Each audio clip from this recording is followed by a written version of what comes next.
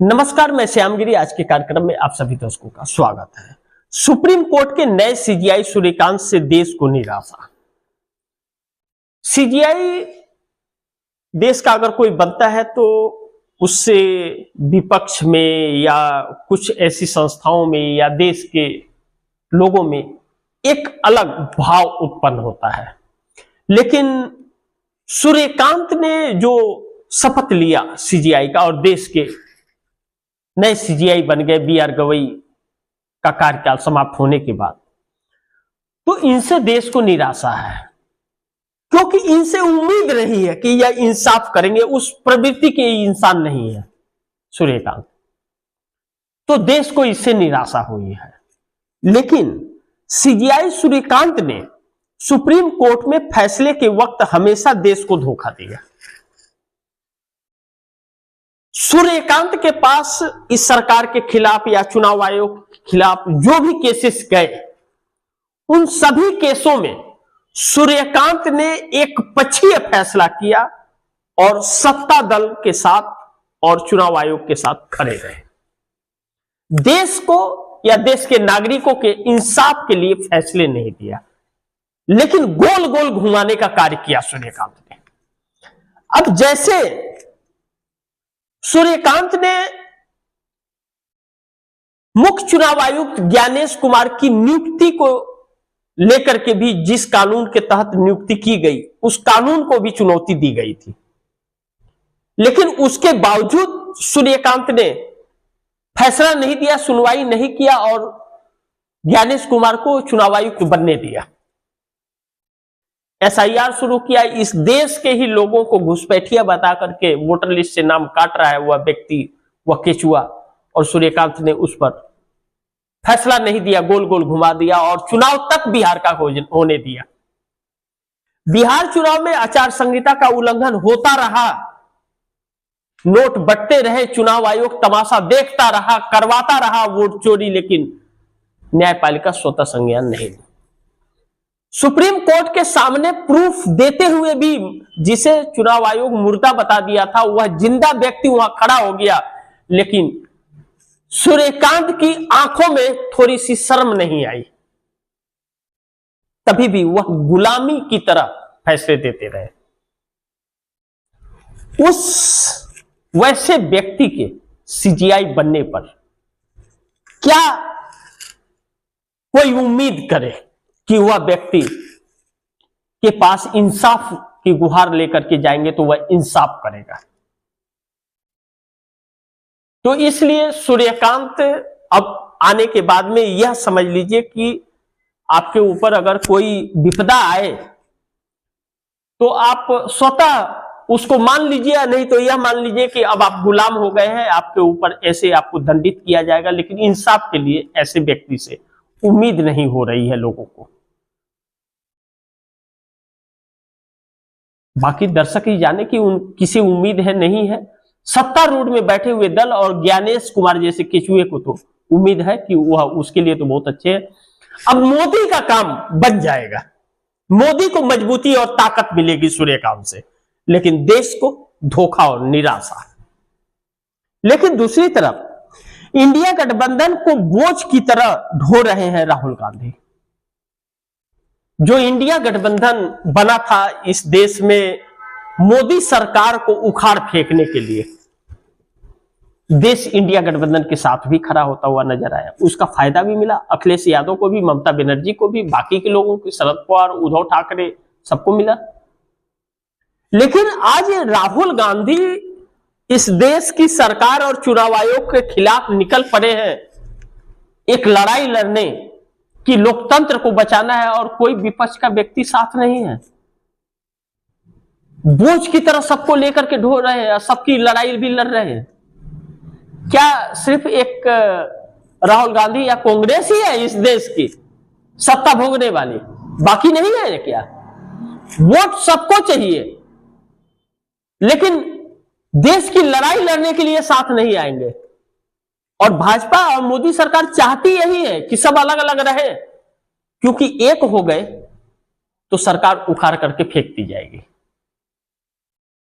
तो सब बिक गए हैं इस लड़ाई में कांग्रेस ही अकेली बची है या राहुल गांधी बोझ लेकर के उठा रहे हैं, ढो रहे हैं बोझ? क्या करें, अब नालायक निकल गए, घर के परिवार में नालायक कोई हो गया है और सभी नालायक है, एक बुद्धिमान है, तो कैसे छोड़ दे नालायकों को?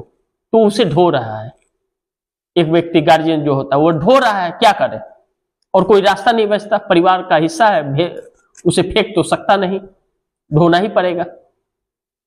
लेकिन आने वाले वक्त के लिए यह शुभ संकेत नहीं है। लेकिन दूसरी तरफ नीतीश नायडू हिम्मत दिखा पाएंगे मोदी से समर्थन वापस लेने का?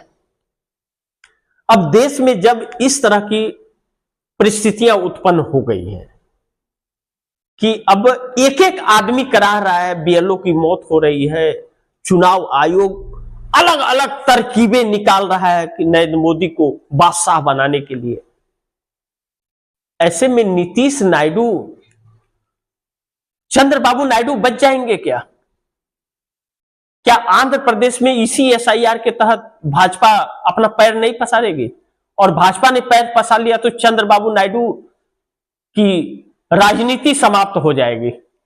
यह चंद्रबाबू नायडू को पता नहीं, इसके बावजूद चंद्रबाबू नायडू क्यों समर्थन दे रहे हैं?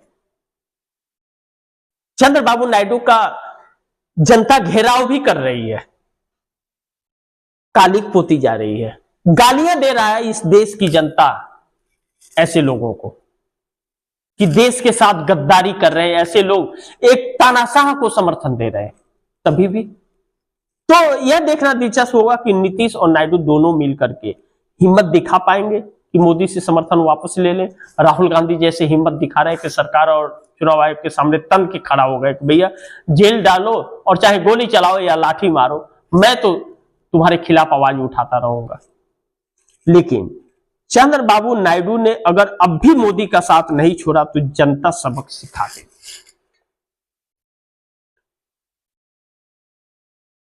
अभी घेराव हो रहा है चंद्रबाबू नायडू का, वक्फ बोर्ड कानून संशोधन जो हुआ था।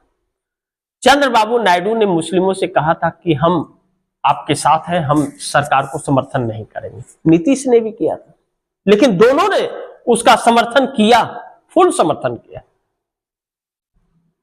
चंद्रबाबू नायडू ने केंद्र सरकार से धन लिया और अपने जनता को धोखा दिया।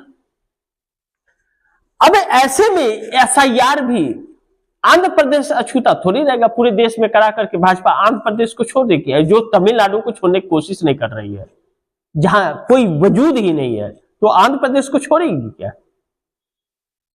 चंद्रबाबू नायडू को मोहरे की तरह इस्तेमाल करेगी।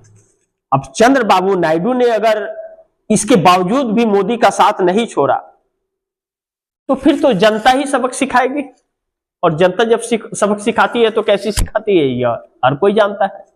अच्छे अच्छे तानाशाह चले गए, मोदी और शाह की क्या विषाद है। हाँ, ऐसा होता है कि इन तानाशाहों का थोड़ा राजयोग रहता है, लेकिन नक्षत्र रोज बदलते रहते हैं, कब कौन नक्षत्र भारी हो जाए या कोई नहीं जानता। उसी भारी में जब शनि तांडव करने लगे ना तो फिर अच्छों की हवाई निकल जाती है, रावण का घमंड टूट गया, अंत हो गया।